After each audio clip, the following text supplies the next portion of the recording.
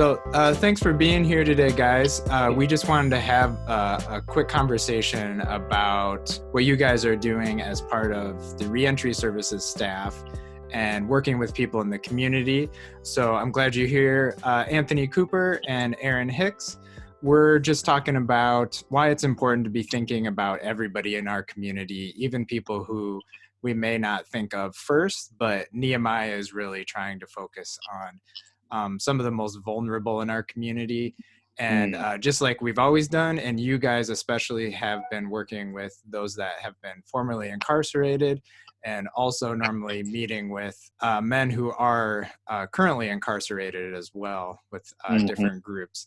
So can you guys just tell us briefly about, what your normal day would look like on a busy day before this COVID-19 crisis, and what it kind of looks like now, how things have changed for your work? My normal day would typically start off from either meetings or going with people inside of the Dane County Jail, or also advocate on other issues that may be challenging, if it's surrounding employment or housing, or going to check up on some of our men, especially in our Department of Correction housing.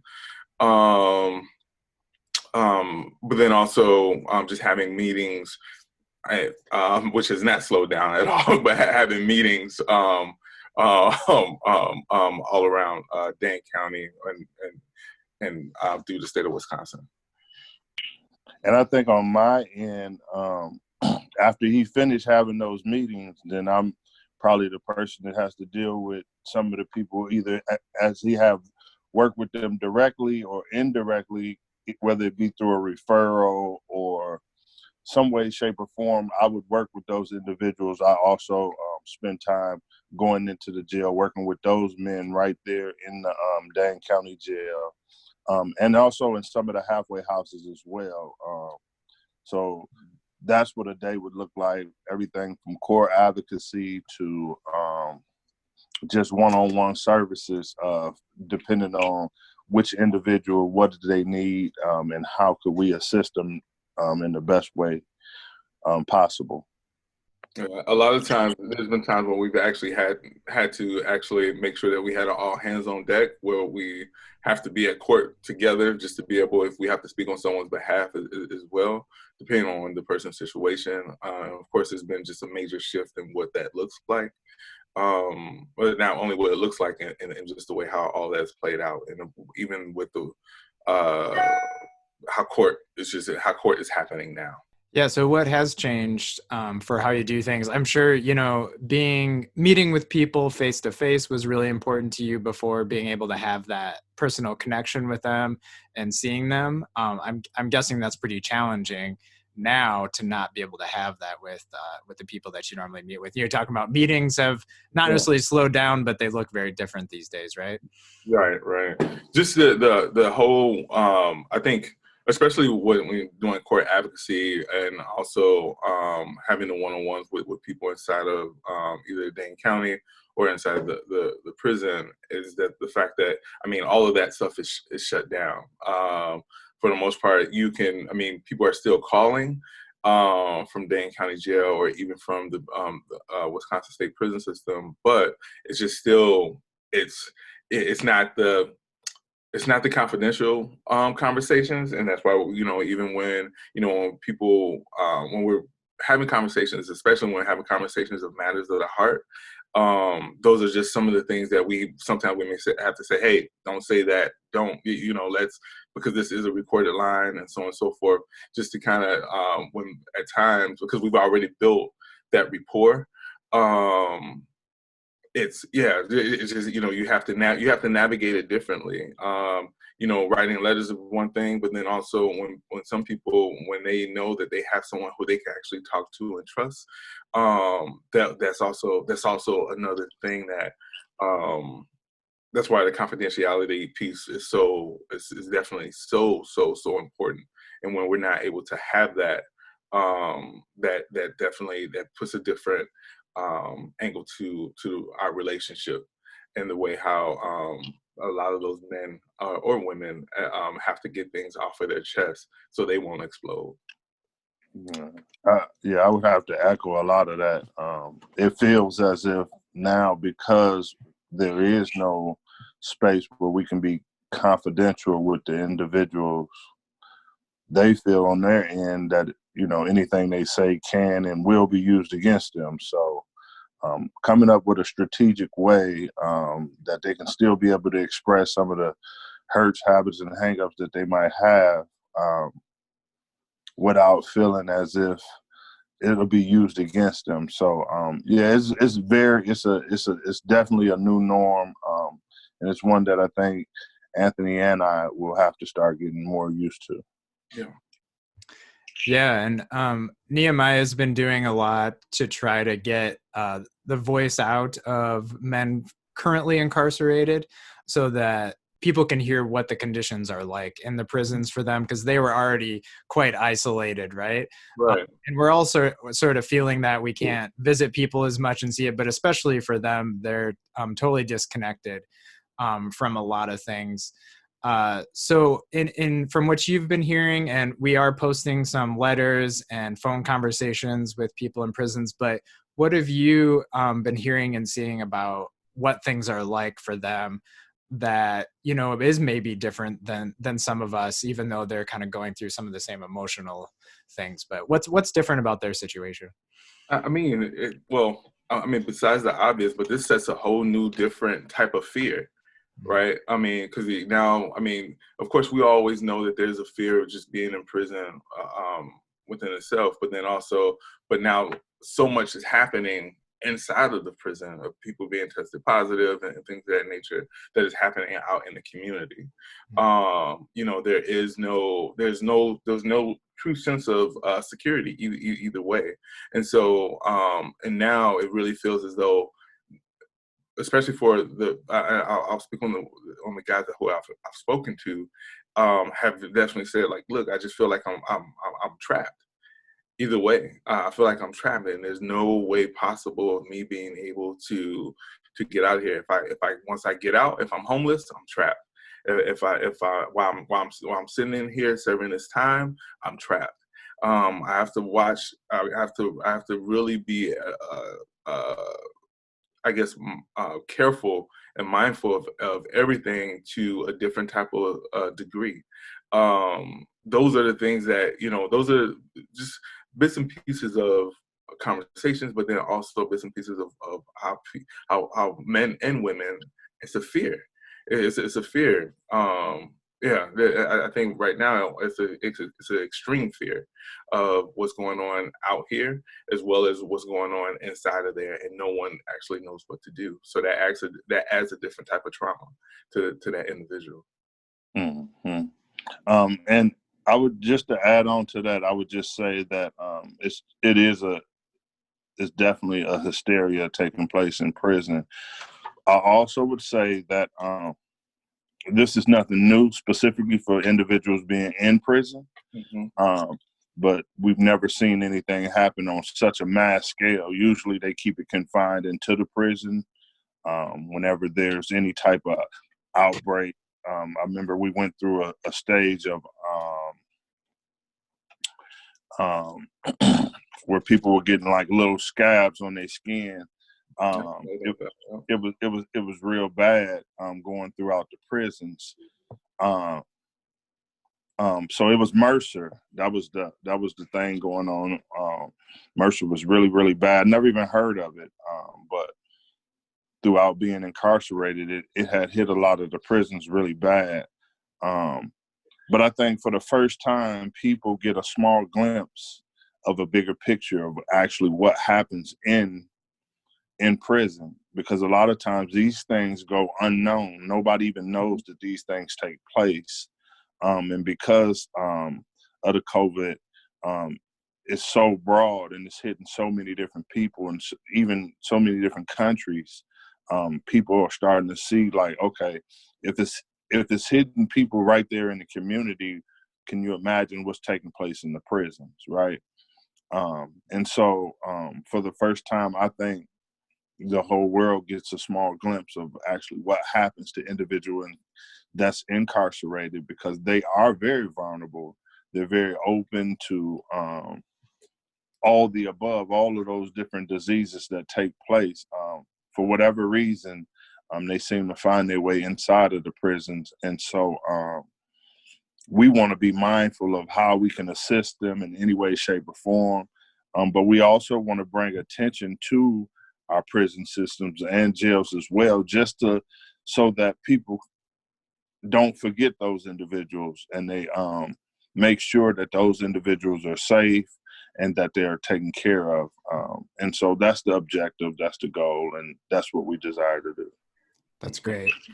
Yeah. And I think if you guys could clarify a little bit in your experience, what people might be thinking about. We may be hearing in the news about reducing the inmate population during this time and people being released because they're trying to lower that risk of exposure in the prisons. And so people may have certain expectations of who is in prison and is this safe for releasing lots of people. But in your experience, who are the majority of people being incarcerated in jails and prisons, and like, why are they there necessarily, would you say? Man, you just hit a whole different. Well, you hit a lot of different points, right? I think of people who have been, I guess, are basically sitting there on probation holds and things of that nature. Those are crimeless revocation is the best way of saying that. I think of people who are, in some sense, are just waiting and not necessarily have been or underneath old law and new law. Those are all things that you have to really kind of, you know what I'm saying? So you have to hit all those different points. Would you have this man or woman that may be just sitting there based on the way how the law has changed. So I think those are also things that we have to address, and with the hope of, if those people, if they are going to release, or when they do, when they do release those folks, we have to make sure that not only us but all of our organizations are prepared, right? Because that's added another different type of trauma that we're adding on to folks. Because if Department of Corrections are just releasing them without them having extra additional support, and then we have some support for them, but don't have the backing to support as much as that we need to. That's just, again, we're doing what we were given. We were blessed to be able to have an opportunity to get some funds, some additional funds through COVID from the Boys and Girls Club and other community partners. So those are just the things of, I think, when I think of that, I think about how can we make sure that we're continually to support and push and help our fellow brothers and sisters once they are released.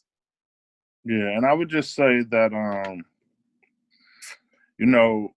being in this situation, because of people getting out, we have to, we got an elderly population that sits in prison, that's probably been in there.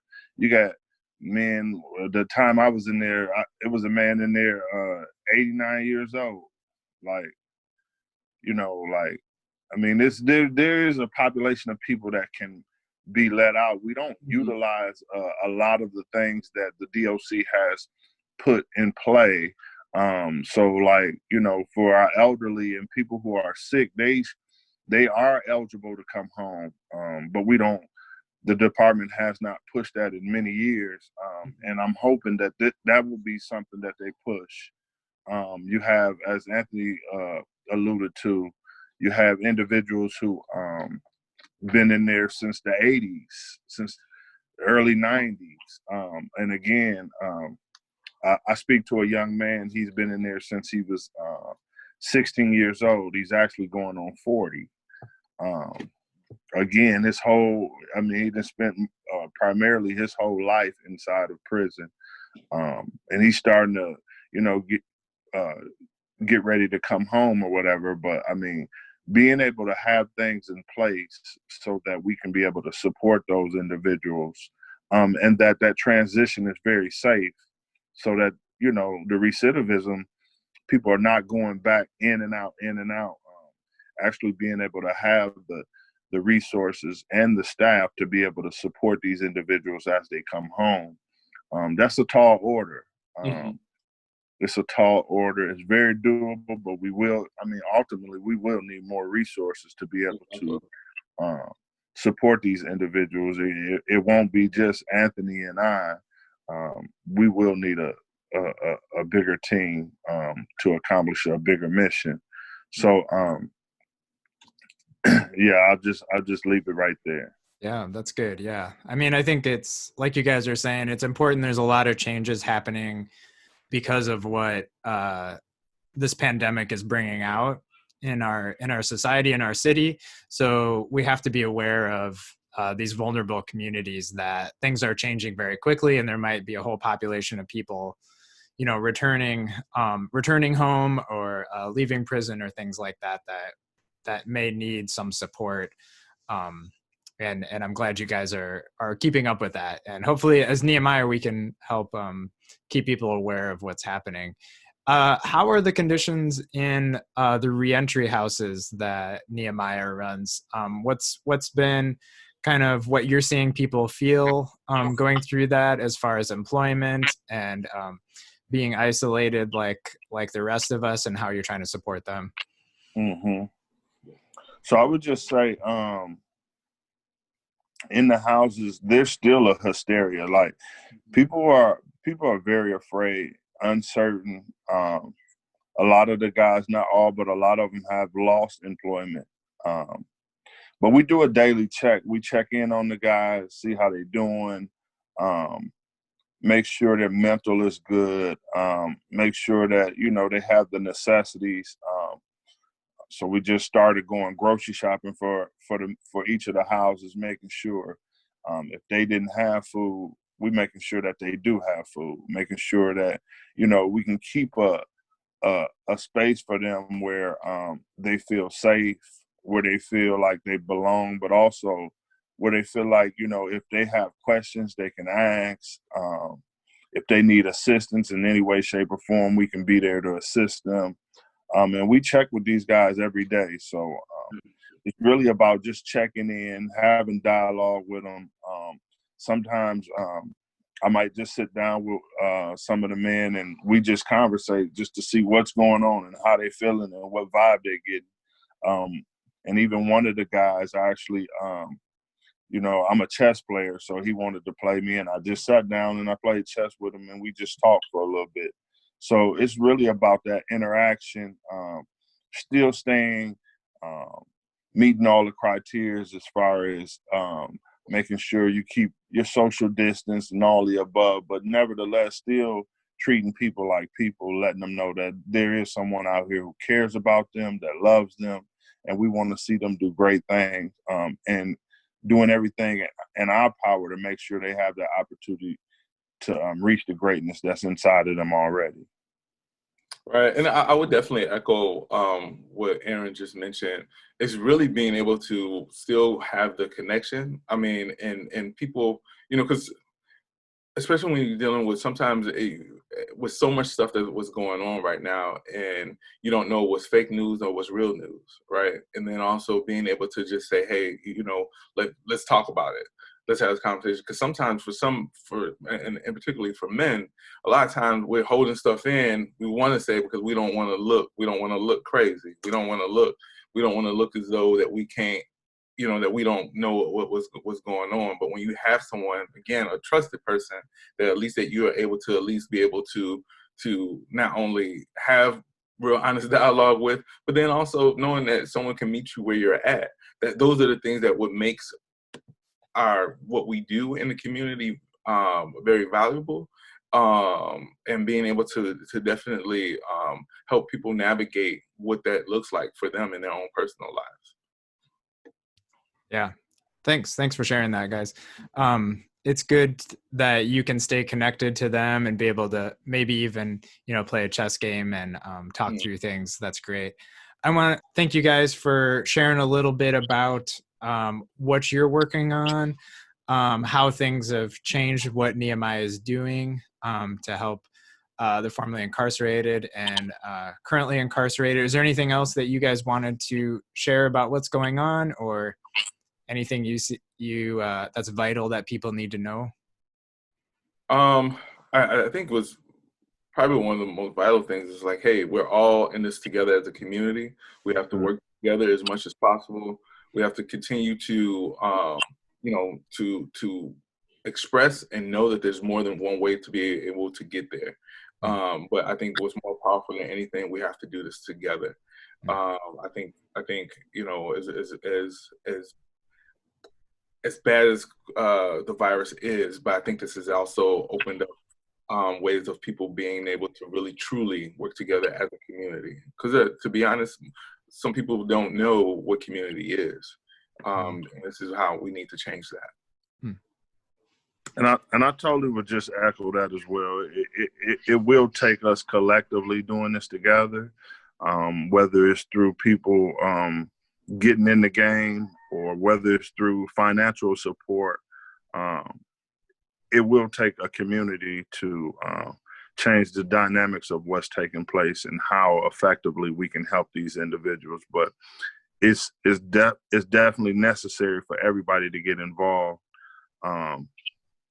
because it's a critical time, and I think we see the best out of each other in critical times. So my hope is that people will get involved. Again, whether it's financially, whether it's they feel they want to get involved volunteering, or they just, want to do this kind of work. However it may be, I think it's time for everybody to get off the bench and get involved. Yeah. Thanks for saying that. We appreciate that. And on the Nehemiah website, we have a COVID-19 response page. So you'll be able to see how you can volunteer, get involved, stay up to date. We're going to continue to share letters from people in prison and hearing conversations with them as well as we can get that information. So thanks for talking with us today, guys. And we'll hear more from you soon. All right, awesome. Thank you. Yeah. Be safe. Yeah.